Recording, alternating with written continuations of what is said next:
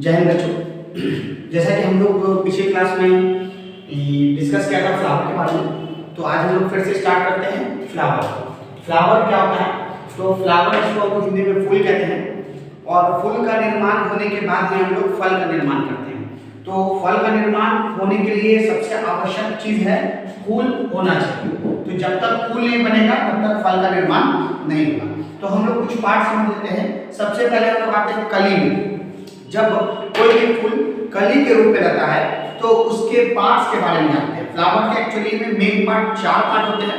एक पार्ट जो होता है सबसे इंपॉर्टेंट पार्ट होता है कोरोला, दूसरा होता है कैलिक्स, तीसरा थैलेमस और चौथा जो होता है वृंत होता है। ये 4 पार्ट है जो कि फ्लावर का मेन पार्ट है। ये 4 पार्ट के बाद फिर हम लोग इसके बारे में अंदर के पार्ट के बारे में पढ़ेंगे। तो पहले हम लोग सबसे पहले जान लेते हैं कोरोला क्या है, कैलिक्स क्या है, थैलेमस क्या है और वृंत क्या है।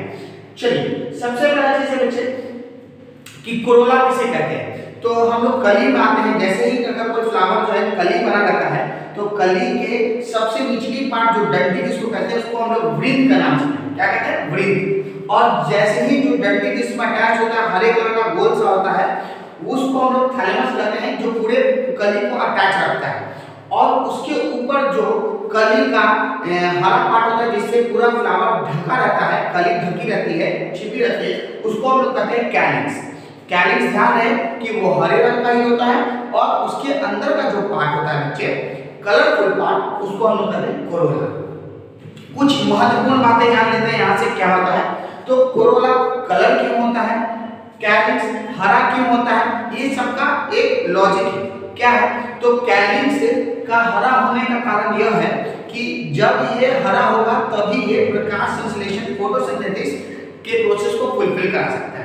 तो फोटोसिंथेसिस के फुलफिल कराने के लिए इसको हरा होने की जरूरत होती है। हरा होने का ही हरा ही होना है। क्यों? क्योंकि ये हरा होना इसलिए है क्योंकि हरा में हम लोग जानते हैं कि प्रकाश संश्लेषण में 4 महत्वपूर्ण चीजें चाहिए: सनलाइट, कार्बन डाइऑक्साइड, क्लोरोफिल और वाटर। ये 4 चीज हम लोग को चाहिए होता है। तो हम लोग ये क्लोरोफिल का काम जो हरे कलर का होता है, क्योंकि हरा कलर के पिगमेंट को ही हम लोग क्लोरोफिल कहते हैं। एक्चुअली में वो क्लोरोप्लास्ट के अंदर होता है, जो कि हम लोग आगे अगले चैप्टर में पढ़ेंगे, अगले क्लास में पढ़ेंगे।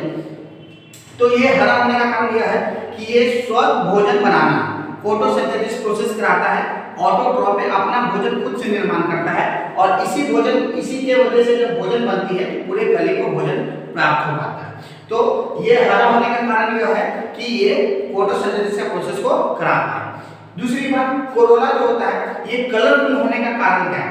तो कलरफुल होने का कारण क्या है कि दिन के समय में जो पौधे खिलते हैं, जो फूल खिलते हैं, वो ज्यादातर फूल जो होते हैं वो रंग बिरंगे होते हैं।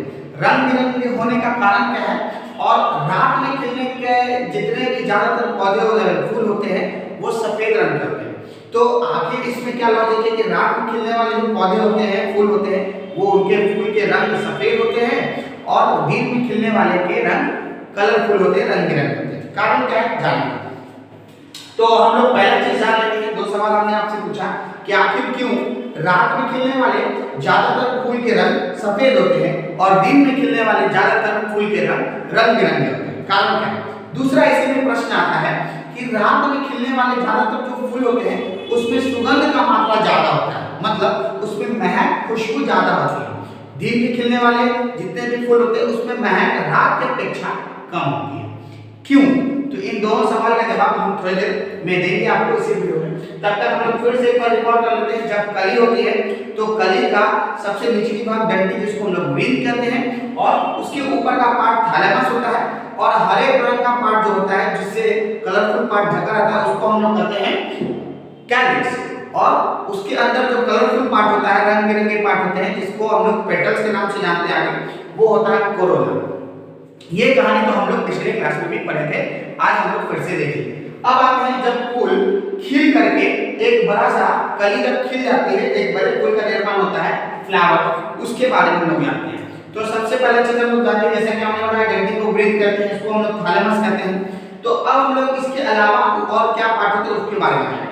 तो जो हरा रंग का कली को ढक करके फूल को ढके रहता है हरे रंग का ऊपरी सतह, उसको जब खोलते हैं तो उसके एक भाग को हम लोग सेपल करते हैं। क्या कहते हैं? सेपल करते हैं। ये ग्रीन कलर का होता है, हरे रंग का होता है, और जब रंग बिरंगा फूल जो होता है वो जब खिल जाता है तो उसके एक भाग को हम लोग कहते हैं पेटल। क्या कहते हैं? पेटल्स कहते हैं।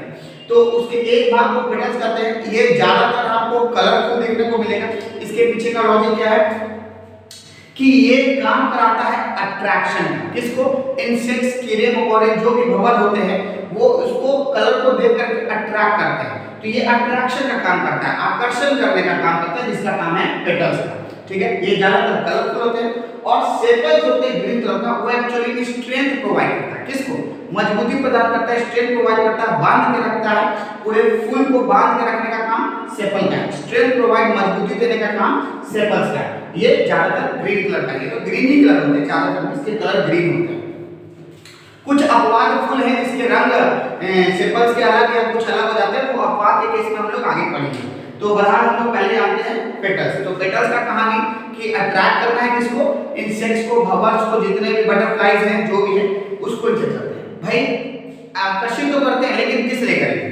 तो पॉलिनेशन कराने के लिए। पॉलिनेशन एक फ्लावर में प्रजनन का केस है जिसको हम लोग पॉलिनेशन करते हैं। इसमें मेल गैमेट्स और फीमेल गैमेट्स का फ्यूजन होता है, एक दूसरे से मिलन होती है, उसको हम लोग पॉलिनेशन करते हैं। तो वो किसके माध्यम से होता है? बाहरी तत्व जैसे इंसेक्ट्स या फिर कुछ और भी नेचुरल तत्व है जिसके माध्यम से हम लोग पॉलिनेशन करते हैं, जिसके बारे में हम जानेंगे। तो हम लोग जान लेते हैं पेटल्स जो कलरफुल पार्ट होता है। दूसरा हम लोग जानेंगे सेपल्स। ये दो पार्ट है जिससे फूल का निर्माण होता है, और अंदर के पार्ट है जिसके बारे में हम लोग धीरे धीरे जानेंगे। तो यहाँ तक हम लोगों ने पेटल्स के बारे में जाना और सेपल्स के बारे में जाना। धन्यवाद। अगला फिर अगली क्लास।